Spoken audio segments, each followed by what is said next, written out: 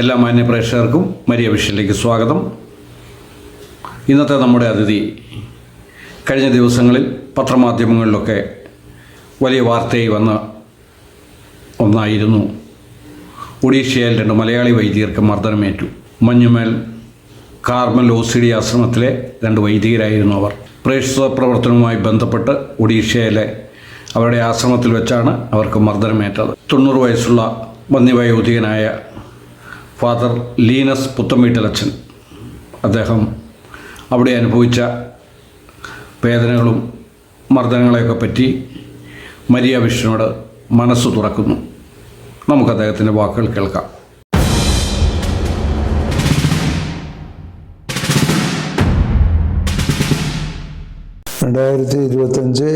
May 23 വെളുപ്പിന് 1 മണിക്ക് മുതൽ 4 മണി വരെ ഈ കൊള്ളക്കാർ വന്ന് നമ്മളുടെ ആശ്രമത്തിൽ കയറി ബലമായിട്ട് ഗേറ്റ് പൊളിച്ച് കയറി ഞങ്ങളുടെ മുറികളും പൊളിച്ചു, ഗ്രില്ലൊക്കെ പൊളിച്ചിട്ട് അകത്ത് കയറി നാശനഷ്ടങ്ങളൊക്കെ ചെയ്തു.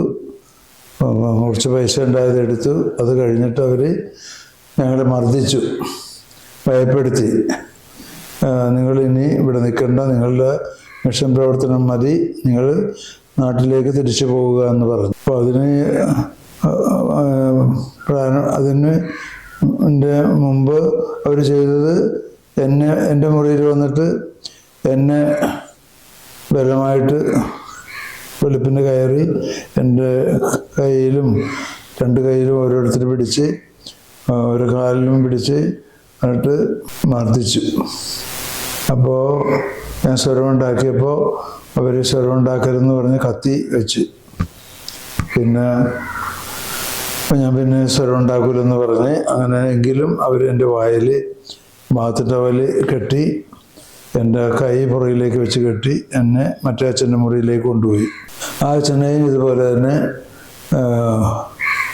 മർദ്ദിച്ചു. അദ്ദേഹം പുറത്ത് പട്ടി വരച്ചപ്പോൾ അങ്ങോട്ട് ചെന്നതാണ്. അപ്പോൾ അദ്ദേഹത്തിന് അവിടെ അടിച്ച് താഴെയിട്ടു. പിന്നെ തള്ളി അദ്ദേഹത്തിൻ്റെ മുറിയിലേക്ക് കൊണ്ടുവന്നു. അദ്ദേഹത്തിനെയും കയ്യെ കെട്ടിയിട്ട് കമഴ്ത്തി കിടത്തി ശരിക്ക് മർദ്ദിച്ചു. അദ്ദേഹം എനിക്ക് 2 അടി എൻ്റെ മുറിയുടെ ഭാഗത്തുനിന്ന് ഇങ്ങോട്ട് വന്ന വഴിക്ക് അച്ഛൻ്റെ മുറിയിലേക്ക് പോകുന്ന വഴിക്ക് അടിച്ചു. കാര്യമായിട്ടുള്ള മുറിവില്ല, വലിയ മുറിവില്ല, സുഖമായി. പക്ഷെ മറ്റേ അച്ഛൻ്റെ ചന്തിക്കാണ് അടിച്ചത്. 10-12 അടി അടിച്ചു. അപ്പോൾ അതുകൊണ്ട് അച്ഛൻ്റെ ചന്തിയിലുള്ള എല്ലാം രക്തം കെട്ടിക്കിടക്കുകയാണ്. അദ്ദേഹം കൂടുതൽ ട്രീറ്റ്മെൻറ്റ് വേണം. അപ്പോൾ അത് കഴിഞ്ഞപ്പോൾ അച്ഛൻ പറഞ്ഞു, പൈസ ചോദിച്ചപ്പോൾ പറഞ്ഞു പൈസ അവിടെ ഇരിപ്പുണ്ട്, ഞങ്ങൾക്ക് പൈസയൊക്കെ ബാങ്കിലാണ്, ഞങ്ങൾ ആവശ്യത്തിന് ഞങ്ങൾ എടുക്കുന്നു, പിന്നെ ഞങ്ങൾക്ക് കാർഡുണ്ട്, പിന്നെ ഞങ്ങൾക്ക് കുർബാനപ്പണമായിട്ട് കുറച്ച് പൈസ ഉണ്ട്, ജോലിക്കാരുടെ ശമ്പളമുണ്ട്, എല്ലാം കൂടി 30,000 രൂപയുണ്ട്, അതവരുടെ അടുത്ത്. അതിനുശേഷം വീണ്ടും മർദ്ദിച്ചു. അപ്പോൾ അതിനുശേഷം ഇവർ എന്നെ എൻ്റെ മുറിയിൽ കൊണ്ടുപോയി പുറത്തുനിന്ന് ലോക്ക് ചെയ്ത്. ലോക്ക് ചെയ്തെന്ന് വെച്ചാൽ അവിടെ ഓടാമ്പലിട്ട്. അപ്പം എനിക്ക് പുറത്തോട്ട് വരാൻ പറ്റില്ല. പിന്നെ അച്ഛനെയും മുറിയിലാക്കിയിട്ട് ലോക്ക് ചെയ്ത്. പിന്നെ ഞങ്ങൾ 1.5 മണിക്കൂർ എടുത്ത് ഞങ്ങളുടെ ആ കെട്ടഴിക്കാൻ, കൈയുടെ കെട്ടഴിക്കാൻ. വേറെ ആരും സഹായിക്കാനില്ല. അപ്പോൾ കെട്ടഴിച്ചു. പിന്നെ വായിൽ കെട്ടഴിച്ച് പിന്നെ അടുത്തുള്ള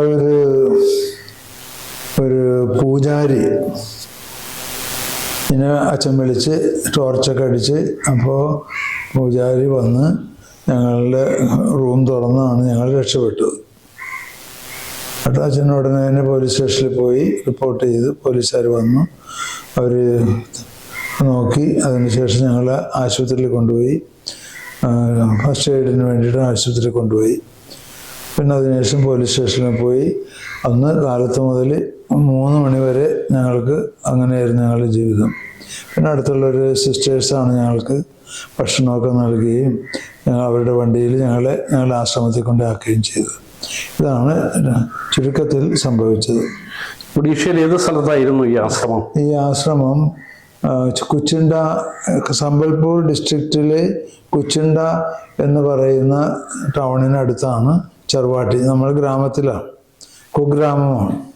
അപ്പോൾ അവിടെയൊക്കെ ട്രൈബൽസാണ് നമ്മുടെ അടുത്തുള്ളത്. അവരാരും ഇതിൽ ഇൻവോൾവ് അല്ല, പുറത്തുനിന്നാണ് ആളുകൾ വന്നിരിക്കുന്നത്. ഈ അവിടെ എത്ര ആശ്രമത്തിൽ എത്ര അച്ഛന്മാരുണ്ടായിരുന്നു? നമ്മൾ 4 അച്ഛന്മാർ, അതിൽ 2 പേരെ ഉണ്ടായിരുന്നുള്ളൂ. ബാക്കി 2 പേരെ ഒരാൾ ട്രാൻസ്ഫറായിട്ട് ബാംഗ്ലൂർക്ക് പോയി, അതിന് പകരം അച്ഛൻ അപ്പോയിന്റ് ചെയ്തെങ്കിലും എത്താൻ സാധിച്ചിട്ടില്ല. പിന്നെ വേറൊരു അച്ഛൻ അമ്മയെ കാണാൻ വേണ്ടി നാട്ടിലേക്ക് വന്നു. ഈ 4 അച്ഛന്മാർ, ഈ കൂടെ ഉണ്ടായിരുന്ന 2 അച്ഛന്മാർ മലയാളികൾ തന്നെയായിരുന്നു? 3 പേര് മലയാളികൾ, പിന്നെ ഒരാൾ മറാഠി, ഒരാൾ ഒറിയ. ഈ ഇവര് ആക്രമിക്കാനായിട്ടുള്ള മെയിൻ റീസൺ എന്താണ്? അവർ പണം അപഹരിക്കാൻ വേണ്ടിയിട്ടാണോ, അതോ നമ്മുടെ ക്രിസ്ത്യൻ സമുദായത്തോടുള്ള ഒരു വെറുപ്പാണോ? പണം അപഹരിക്കുക എന്നുള്ളതും അതോടൊപ്പം തന്നെ മിഷണറി പ്രവർത്തനം നിർത്തുക. ഓരോ വർഷവും 25 യുവാക്കന്മാരെ എടുത്ത് ഞങ്ങൾ ഇംഗ്ലീഷ് പഠിപ്പിക്കുന്നു, നല്ല ക്വാളിറ്റി എഡ്യൂക്കേഷൻ കൊടുക്കുന്നു. അവരെ നമ്മൾ വീടുകളിലേക്ക് വിദ്യാഭ്യാസത്തിന് ശേഷം ഒരു 14 വർഷത്തെ ട്രെയിനിങ് പ്രീ സ്റ്റുഡൻ്റാണ് എടുക്കുന്നത്. എങ്കിലും ഈ 25 പേരിൽ ശരാശരി ഒരാൾ, ചിലപ്പോൾ ആരും ഉണ്ടാവില്ല, അവർ പ്രീ സ്റ്റുഡൻറ്റിന് 1 or 2 പേരും ഉണ്ടാവും. ബാക്കിയൊക്കെ സോഷ്യൽ വർക്കാണ്. നമ്മൾ ഇവരുടെ ബോധവൽക്കരിച്ച് ഇവർക്ക് ഫാക്ടറികളിലൊക്കെ ഒരുമാതിരി ഭേദപ്പെട്ട ജോലി കിട്ടാൻ വേണ്ടിയുള്ള ഒരു പരിശ്രമമാണ് നമ്മൾ നടത്തുന്നത്. പൊതുവെ ഈ സ്ഥലം വിദ്യാഭ്യാസം കുറഞ്ഞ സ്ഥലമാണോ? വളരെ വിദ്യാഭ്യാസം ഇല്ലാത്ത സ്ഥലമാണ്. അപ്പോൾ ഇവർക്ക് അവിടെ ഉള്ളവർക്ക് നിങ്ങൾ വിദ്യാഭ്യാസം കൊടുത്ത് അവരെ ഇതിലേക്ക് പോയി കഴിഞ്ഞാൽ അവിടെ ഉള്ളവർക്ക് ചിലപ്പോൾ അവരുടെ ഭരണത്തിലോ അല്ലെങ്കിൽ എന്തെങ്കിലും കാരണത്തിൽ ബുദ്ധിമുട്ടുണ്ടാവുമെന്ന് തോന്നിയിട്ടാണോ? ആയിരിക്കാം. ഇത് ഒരു രാഷ്ട്രീയമാണോ അതോ ഒരു കൊള്ളക്കാരുടെ ഒരു സംഭവമാണോ? അല്ല, അറിയാൻ പാടില്ല. അത് ഒന്നും നമുക്ക് കൃത്യമായിട്ട് പറയാൻ പറ്റില്ല. അവിടുന്ന് അത് കഴിഞ്ഞിട്ട് നിങ്ങൾ അവിടുന്ന് തിരിച്ചു പോകുന്നു. ഇപ്പൊ അവിടെ ആശ്രമത്തിൽ ആരും ഇല്ല? അതുകൊണ്ടല്ല, അതിന് പകരമുള്ള അച്ഛന്മാർ എത്തിയിട്ടുണ്ട്. അവർക്ക് പ്രശ്നങ്ങളൊന്നും ഇല്ല? അവർക്ക് ഇപ്പൊ തൽക്കാലം പ്രശ്നങ്ങൾ. ഇതിന്റെ ബാക്ക് ഇത് കഴിഞ്ഞിട്ട് ഇതിന്റെ ആഫ്റ്റർ എഫക്റ്റ് ആയിട്ട് വേറെ എന്തെങ്കിലും പിന്നെ രണ്ടാമത് അവർ വരിക അങ്ങനെ എഫക്റ്റ് ആയിട്ടെന്ന് വെച്ചാൽ ഇതാണ്, ഈ ഇവിടുത്തെ മാധ്യമങ്ങളുടെ ശക്തി കൊണ്ടേ അവിടെ നമ്മളുടെ ഇന്നലെയൊക്കെ കോൺഗ്രസ്സുകാരും BJP-ക്കാരൊക്കെ നമ്മുടെ ഗേറ്റിന്റെ ഫ്രണ്ടിൽ വന്നിട്ടുണ്ടായെന്ന് പറഞ്ഞു കേട്ടു. അവിടെ പൊതുവെ നമ്മുടെ ക്രിസ്ത്യൻ സഭയ്ക്ക് അല്ലെങ്കിൽ സമുദായത്തിന് എന്തെങ്കിലും ഇതുപോലെ ബുദ്ധിമുട്ടുകളുള്ള ഒരു സ്ഥലമാണോ? ബുദ്ധിമുട്ടുണ്ട്. അതായത് ഇവരുടെ ടാർഗറ്റ് ആണല്ലോ, ഇവര് ഒരേ ടീം തന്നെയാണ്. ഇവര് തന്നെയാണ് പല പല സ്ഥാപനങ്ങൾ മാറി മാറി ആക്രമിക്കുന്നത്, ലൂട്ട് ചെയ്യുന്നത്. അപ്പോ ഇത് 6ാമത്തെ സ്ഥാപനമാണ്. പക്ഷെ നമുക്ക് കർമ്മലീത്ത സഭയ്ക്ക് ഇത് ആദ്യമാണ്. ഒഡീഷയിൽ പോയിട്ട് എത്ര കൊല്ലമായി? ഞാൻ 15 വർഷമായി പോയിട്ട്. മറ്റേ അച്ഛനോ? മറ്റേ അച്ഛൻ പോയിട്ട് 12 വർഷമായി. 12 വർഷമായി. അത് നമ്മുടെ കാർമൽ തന്നെ ഈ പേര് തന്നെയാണോ? മഞ്ഞമ്മൽ സഭയുടെ കീഴിലാണ്. ഇതിന്റെ മഞ്ഞമ്മൽ കർമ്മലീത്ത സഭയുടെ കീഴിലാണ്. ഓക്കെ. ഇപ്പൊ നമ്മൾ അവിടെ ആശ്രമം സ്ഥാപിച്ചിട്ട് ഇപ്പൊ എത്ര വർഷമായി? ഇവിടെ ഈ ആക്രമണം നടന്ന സ്ഥലമാണ്. അവിടെ ഇതാ വെച്ചിട്ട് 12 കൊല്ലമായി. 12 കൊല്ലമായിട്ട് ആദ്യത്തെ ഒരു സംഭവമാണ് ഇങ്ങനെ സംഭവം. ഓ, അത് ശരി. അച്ഛനിപ്പം വന്നിട്ട് ഇപ്പൊ എത്ര ദിവസമായി ഇവിടെ വന്നിട്ട് എത്ര ദിവസമായി? 10 ദിവസമായി. ഹോസ്പിറ്റലില് ട്രീറ്റ്മെന്റ് കഴിഞ്ഞ് ഞാൻ നാളെ തിരിച്ചു പോകും. അങ്ങോട്ട് തന്നെ തിരിച്ചു പോകും? ഓ, ശരി. തിരിച്ചങ്ങോട്ട് തന്നെ പോകാനായിട്ടാണ്? അങ്ങോട്ട് തന്നെ തിരിച്ചു പോകുന്നു. അത് അവിടെ അങ്ങനെ പ്രശ്നം നടന്നുകൊണ്ട് ഞാൻ പോകുന്നില്ല അങ്ങനെയുള്ള ഒരു തീരുമാനങ്ങളൊന്നും? അങ്ങനെയില്ല, ഞാൻ അങ്ങോട്ട് തന്നെ പോകുന്നു. അപ്പൊ തിരിച്ച് ചെന്നാൽ ഇനിയും ആക്രമിക്കപ്പെടുക എന്നുള്ള ഒരു ഭീതിയുണ്ടോ? ഭീതിയില്ല. മറ്റേ അച്ഛനാ? മറ്റേ അച്ഛനിപ്പോ ആയിട്ട് സീരിയസ് കഴിഞ്ഞിട്ടില്ലല്ലോ. അല്ല, കഴിഞ്ഞു കഴിഞ്ഞാൽ അത് അദ്ദേഹത്തിന് എന്തായാലും പോകാൻ തീരുമാനിച്ചു. ഞാൻ പോകാൻ തീരുമാനിച്ചു. ഓക്കെ. അച്ഛന്റെ സ്വദേശം? എന്റെ വീട് കുമ്പളങ്ങി. എന്റെ പേര് ലീനസ് പുത്തൻ വീട്ടിൽ OCD. ഈ ഇതില് സഭയിൽ വന്നിട്ട് ജോർജ്. ഞാൻ സഭയിൽ വന്നിട്ട് ഇപ്പൊ എനിക്ക് 90 വയസ്സായി.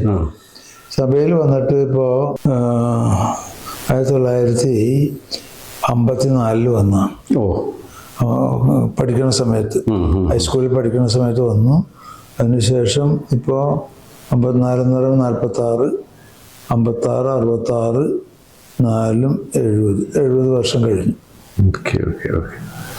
അപ്പോൾ ഇത്രയും നേരം ഞങ്ങൾ നമ്മുടെ മരിയ വിഷൻ ചാനലിന് വേണ്ടി അച്ഛൻ്റെ അനുഭവങ്ങൾ പങ്കുവച്ചതിന് അച്ഛനോട് ഒത്തിരിയേറെ നന്ദി സ്നേഹവും അറിയിക്കുന്നു. മരിയ വിഷന്റെ എല്ലാവിധ പ്രാർത്ഥനയും അച്ഛൻ്റെ കൂടെ ഉണ്ടാവും. Thank you very much. God bless you.